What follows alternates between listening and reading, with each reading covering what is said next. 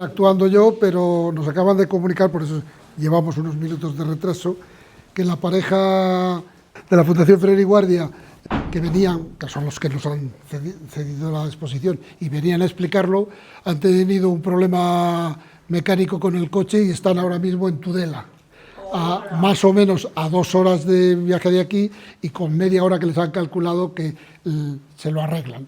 Por lo tanto, han dicho que venían, pero que llegarían, lógicamente, sobre las 9:30. Hemos tomado la decisión, primero, de mantener el orden que habíamos propuesto y, además, como nosotros, la gente que estamos aquí, somos del MECEP y valemos para un roto y un descosido, pues voy a hacerme cargo un poco de llevar el hilo conductor de esta historia, entre otras cosas, porque a mí personalmente me gusta. Soy de los pocos en el mundo que mantienen que Freinet tuvo en algún momento que imbuirse de la idea de Ferrer y Guardia por una razón simplemente ideológica.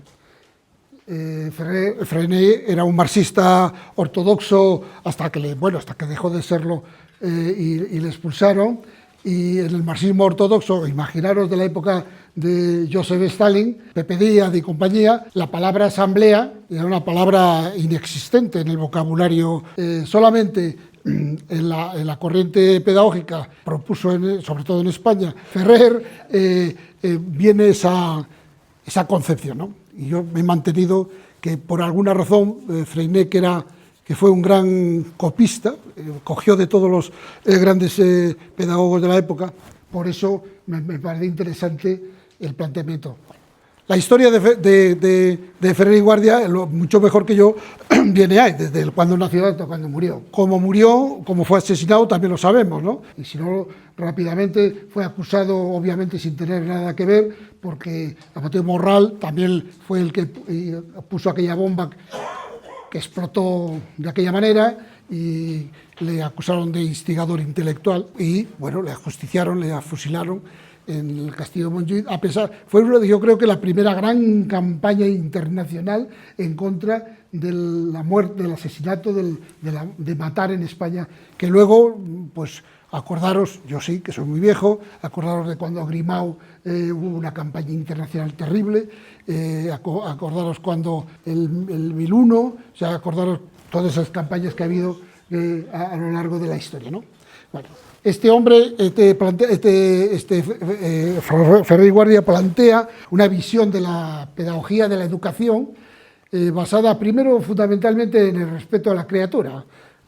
Es la base al entorno natural, esas cosas que a la gente del MECEP nos parece obvio y natural, pero que no está ni siquiera muy integrado ahora. Imaginaros a principios del siglo XX, ¿no? Y entonces tiene una visita, se encuentra, estudia con la gente de Europa que estaba buscando, acababan de salir de la caverna del feudalismo, desde el punto de vista universitario, de investigación, estaban en los pañales, ¿no?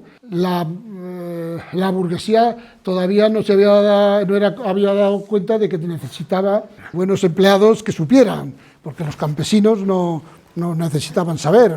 Hay en Europa una convulsión, desde el famoso Emilio aquel. Entonces, él plantea, sobre todo en Barcelona, porque él vive es catalán y vive en Barcelona, plantea construir escuelas en las que se respete la integridad, primero la física, cuidado, que estamos hablando, algunas veces parece que, pero primero la integridad física.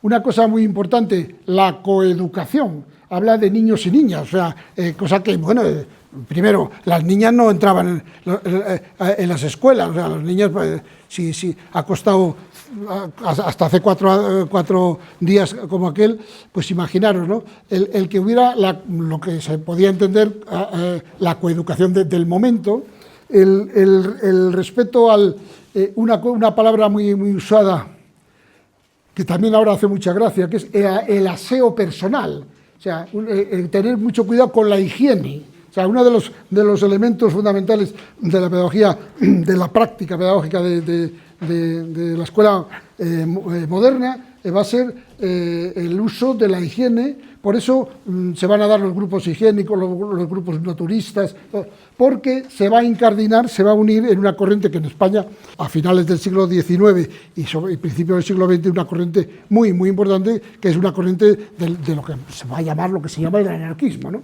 Que en todas sus muchas variantes, desde la sindical, con el que todo conoce el mundo como la CNT, a los grupos afines, como es la FAI, los grupos educativos, como son los Ateneos. Ferrer y Guardia va a ser uno de los pilares fundamentales de este planteamiento pedagógico, porque la educación va a ser el pilar de, según esta idea, del anarquismo, es la cultura, la educación es la que va a basar que el obrero, que el proletario, como se decía entonces, qué palabra, ahora ya no existe, el proletariado pueda llegar a conquistar la sociedad, a crear un nuevo mundo, una nueva sociedad.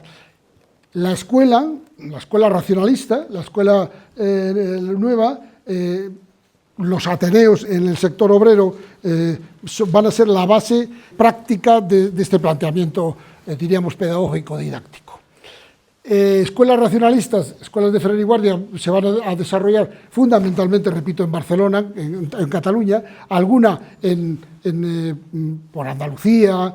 En Andalucía se va a dar más bien el caso de maestros, fundamentalmente hay algunas cuantas maestras, sobre todo en Andalucía se dio el caso no de escuelas, sino el maestro que iba de pueblo en pueblo, de cortijo en cortijo, enseñando a leer, o sea, simplemente enseñando a leer, porque en esto también es muy frenetiano el tema. La única manera creían, y lo pusieron en práctica, de la liberación del campesino o del obrero, era que supiera, que pudiera leer y pudiera enterarse de lo que pasaba en el mundo, de lo que decían los pensadores, los teóricos, ¿no? Y cuando digo que se parece mucho a Frenet, porque acordaros, porque nuestro mentor pedagógico, Celestín Frenet, plantea el periódico escolar, porque lo que quiere hacer es que las criaturas, el alumnado, pueda decir, escribir lo que le sufre, lo que le pasa, para poderlo arreglar, Hay un texto en que dice, y Benaigues también tiene un texto, donde dice que vamos a hacer nuestro periódico para poder decir lo que nos pasa, no lo que dicen los periódicos de los adultos. Desgraciadamente, esta historia se cortó en el 9, cuando todo el mundo supo que no tenía nada que ver. Él era un pacifista, además, porque dentro de las corrientes anarquistas las ha habido, todo el mundo ya sabemos que ha habido de todo, pero este hombre era pacifista, ¿no? En toda su vida, en todas sus exposiciones, ¿no? Bueno, pues fue asesinado porque había que cortar de raíz, había que matar, no a la persona, sino a la idea. Lo mismo que cuando ahora vamos nosotros hablando de Benaigues, planteamos que las presentaciones que últimamente hacemos se llama la escuela asesinada, porque no asesinaron a Antonio Benaigues, asesinaron la idea que representaba a este hombre, ¿no? Bueno, esta es la historia un poco de Ferrer y Guardia. La exposición, esta fundación que está en Barcelona y que tiene una estructura fuerte, porque, a diferencia de otros territorios, la Generalitat de Cataluña pone dinero. Tienen permanentemente dos exposiciones, una en catalán y otra en castellano, ¿no? Esta es lógicamente, ya lo veis, en castellano. Les llamamos, nos dijeron que sí, encantados. Casualmente, son de esas cosas curiosas que ocurren, ¿no? Una de las personas que trabajan en la fundación es de Mont-ros del Camp, y entonces cuando hablé con ellos, pues me contaron que sabían la historia de Benaigues, o sea, toda la historia, porque yo les dije de dónde le llamaba, ¿no? Y entonces, pues esto es un poco lo que yo puedo explicar. Vamos a entrar en la dinámica de que cada uno y cada una vea un poquitito la exposición, que es una cosa cortita, y que interactuemos. Si alguien quiere luego comentar algo de la exposición también. Y que interactuemos entre todos viendo la exposición, para luego, esto es muy importante, para luego a ver si degustamos un poquitito de vino de eso que es de, llaman español.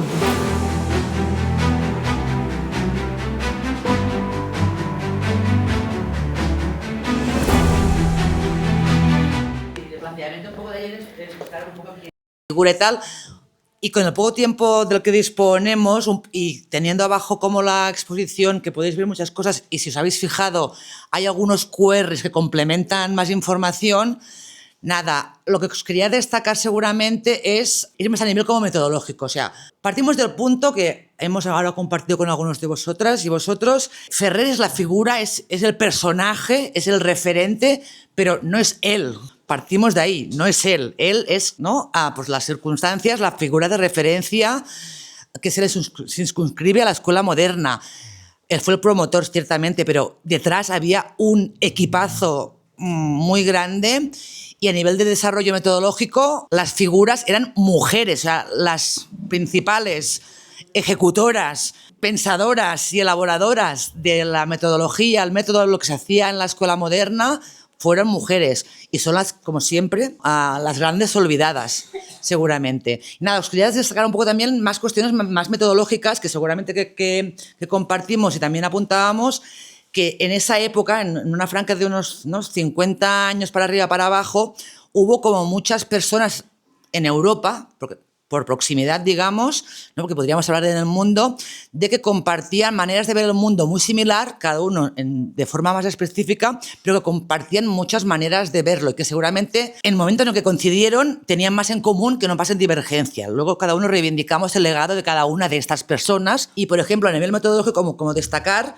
¿no? Y cosas que también que compartimos, la principal función de la escuela moderna era que fuera un espacio emancipador para las personas y para poder, con el objetivo de facilitar herramientas a la infancia, pero también a las familias, a los adultos, para que pudieran hacer frente al momento histórico en el que vivían, a la opresión, por un lado por la propia Iglesia, por otro lado para los patrones, las patronas, ¿no? A nivel laboral. Con lo cual, la escuela moderna era un espacio educativo para los niños y las niñas, pero también para sus familias. Y el formato educativo estaba pensado en 24/7. Era como un espacio. A nivel de coeducación, hablamos, y desde la escuela moderna siempre se habla, no solo de coeducación de sexos, sino coeducación de clases. Es un momento también, es los primeros espacios o momentos, ¿no?, en que se mezclan, se facilita el espacio compartido entre niños, niñas, pero de distintas procedencias. Y entiendo que es como compartido, ¿no? Pero que el elemento principal era facilitar herramientas a través de, metodológicamente, a través de la reflexión, ¿no? Utilizando la pregunta, a través de la reflexión, de la lectura científica, dar a conocer, partiendo de la razón, no de lo que alguien inculca y dice que eso es lo que tiene que ser, sino a través de leer textos científicos, cuestionarnos, preguntarnos si estamos de acuerdo o no, o cómo complementaríamos esa información, por lo tanto también a través de la experimentación. No es un modelo, ¿no?, educativo que es el de yo sé, imparto y transmito, sino que es, ¿no?, hay unos elementos, unas herramientas que las compartimos, las analizamos, las experimentamos y construimos colectivamente un elemento transformador, porque lo que queremos es transformarnos a nosotros y nosotras y transformar el entorno en el que vivimos.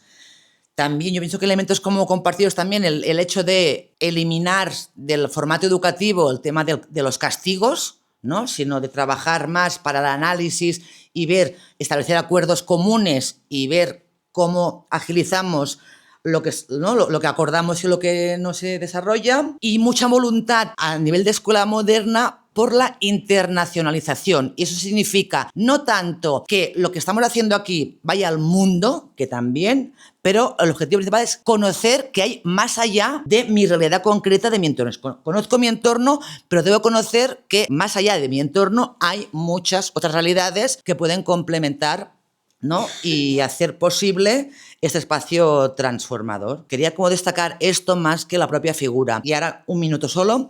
Como fundación, no solo nos dedicamos a la divulgación y desarrollo del legado de Ferrer y Guadyes. Somos una fundación pequeña, sí que tenemos como recogida mucho material y seguimos recogiendo como mucho material del momento y divulgamos como sus ideas, pero hacemos también otras cosas. Ahora nos estamos más centrados en hacer, ¿no? Y es uno de los elementos que hay abajo, lo que decimos el mapa de escuelas racionalistas, es intentar hacer un mapeo. El objetivo es mundial y es de manera como constructiva de identificar esos espacios educativos racionalistas, llamémoslo escuela moderna, llamémoslos, o sea, muchos modelos, integrados en un mapa que podamos acceder, uno, para recuperar como la memoria histórica de lo que fue y los que aún siguen existiendo, ¿no? Y ver que realmente el impacto a partir de su muerte, con el objetivo de que lo querían matar a él, pero realmente lo que querían matar, y consiguieron, ¿no? Fue matar el modelo educativo, lo mataron en Barcelona, pero a nivel mundial se expandió de manera muy grande. Para cualquier cosa, la Fundación está a disposición de quien quiera. La exposición que hemos compartido aquí abajo está disponible gratuitamente para la gente que la interese, es una cuestión de que agendemos